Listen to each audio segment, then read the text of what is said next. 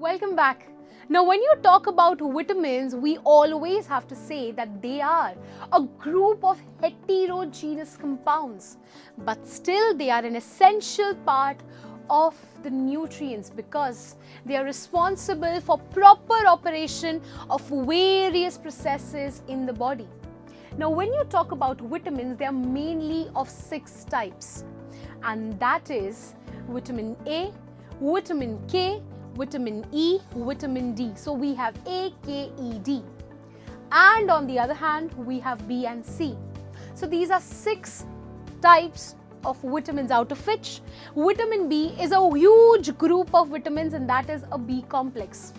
Now, when you talk about vitamin B and C, they are water soluble, whereas A, D, E and K, they are fat soluble. Now, when you talk about water soluble, it means the vitamins which you take in, like B and C, they will mix up with water and they will be excreted out of the body. So even if these vitamins are in excess, it is not going to harm your body. Why?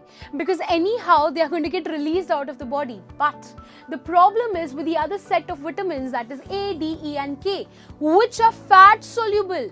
So they will remain in the adipose tissues, and excess of vitamins can also be a problem.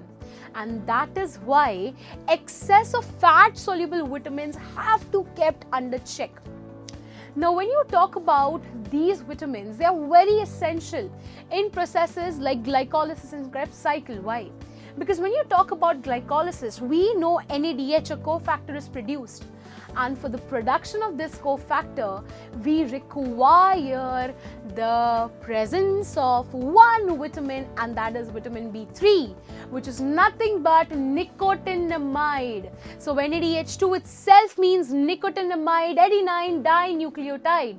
So this vitamin B3, which is nicotinamide, is required in glycolysis for the formation of this cofactor.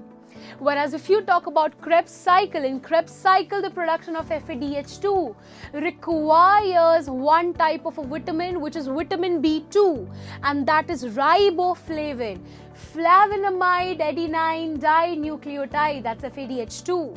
So vitamins like riboflavin, that's B2, and nicotinamide, that's B3, are necessary for the production of cofactors like FADH2 and NADH2, which are produced in processes like glycolysis and Krebs cycle. And that is why we say that vitamins are necessary in the processes like glycolysis and Krebs cycle.